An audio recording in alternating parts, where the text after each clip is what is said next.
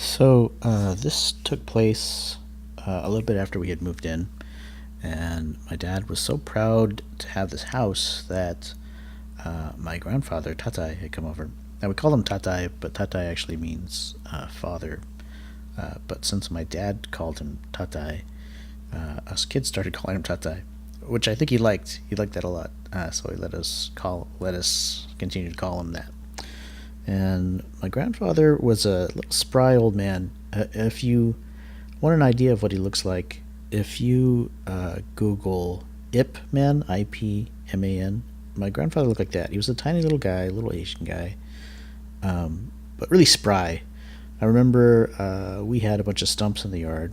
We were cleaning out the yard again. If you had heard previous stories, our yard was pretty much just like untouched wilderness. So, in order to claim the backyard, we had to cut a lot of stumps and trees and bushes to get back there. And my grandfather, Tatai, would, again, he's this little guy. He's probably not much taller than I was at the time, and I think I was maybe 7 or 8 or something. He didn't seem much taller than me. Little thin old guy. He grabbed an axe and he was cutting cords of wood like with one hit. He would raise that axe and bam, those cords of wood would split in half. He'd rarely have to hit it more than once. So he was there helping my father. All of us were all trying to clean in the yard. Well, I don't know if my brother and I were so much cleaning. I think we were screwing around most of the time. So we're cleaning out, and we get a good part of the yard cleaned up from probably the entry to a little bit past the porch. And we take breaks and stuff. This is going on through the summer. So my Tatai stayed with us for several months and helping out every once in a while. And again, I'm very young, so I'm kind of spotty on the time. But I remember this one time they had been cleaning, and they got further in the yard and cleaned out most of the brush, most of the crazy stuff and the stumps, and cleared those things out. And I remember my dad and my grandpa, they were always working. So I came out, and at this point they were talking, which I never saw them do in the yard.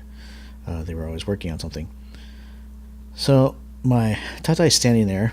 He's got his hands on his hips, and my dad is there with his work gloves, and they're both in their crazy boots, galoshes or whatever, because again the ground is very wet. And they're standing in the yard, and they're looking up at this tree. And this tree in our backyard was huge. It was an evergreen. I don't think it was a pine. I think it was hemlock or something. I can't quite remember. It was a very big tree. It's not something you can just cut without threatening the houses around it. Huge tree. I can't even remember how tall it went up. It was so big, and it shaded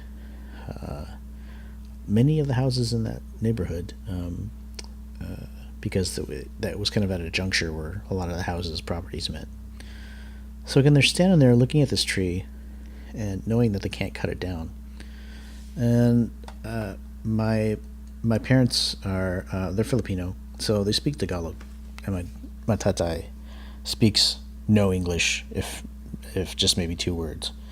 And they're standing there talking, and my brother and I are walking up or playing around, and I realize that they're talking, which is very strange to me. I think my brother Smalls kept playing around the yard, so he wasn't really listening.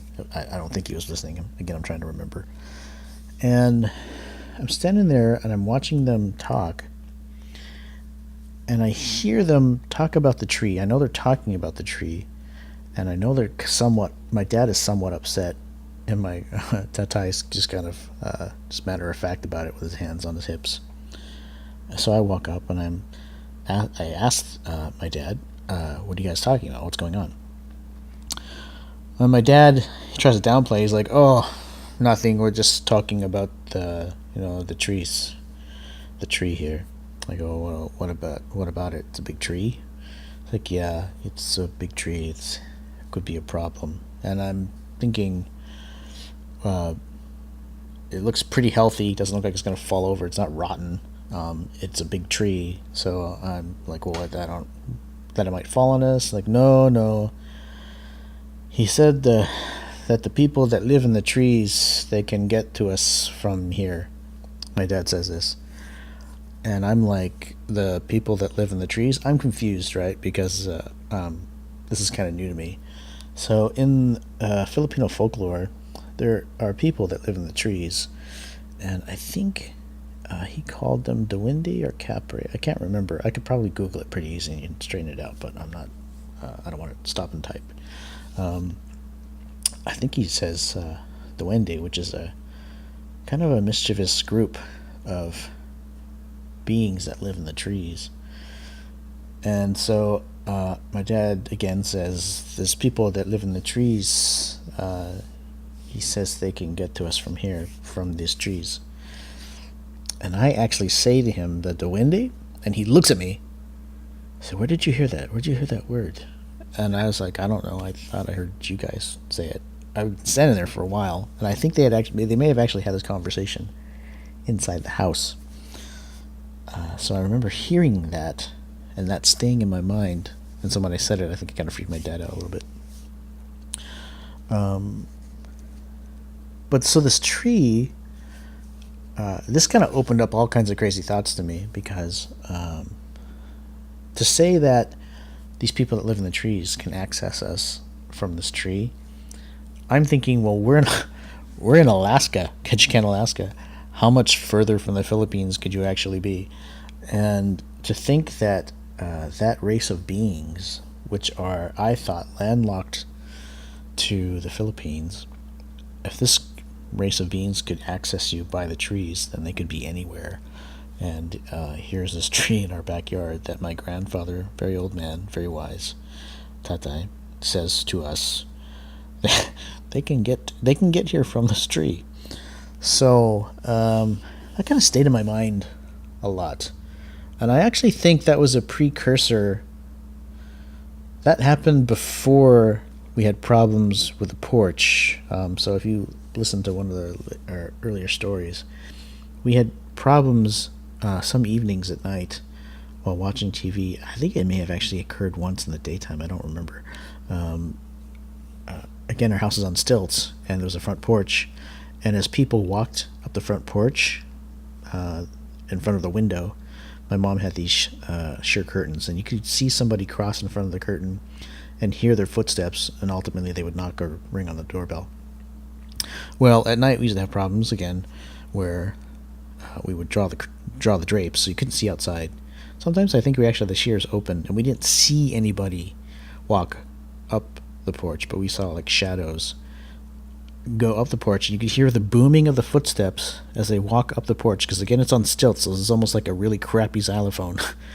So steps, boom, boom, boom, boom, boom, walk up to the door, and no doorbell ring, no footsteps. And that happened quite a lot. And so that, I think that actually affected, that story affected us more than we realized, because this race of beings, I guess they were known to be mischievous, and I think that was the start of some stuff that was happening on this house on Hawkins Avenue.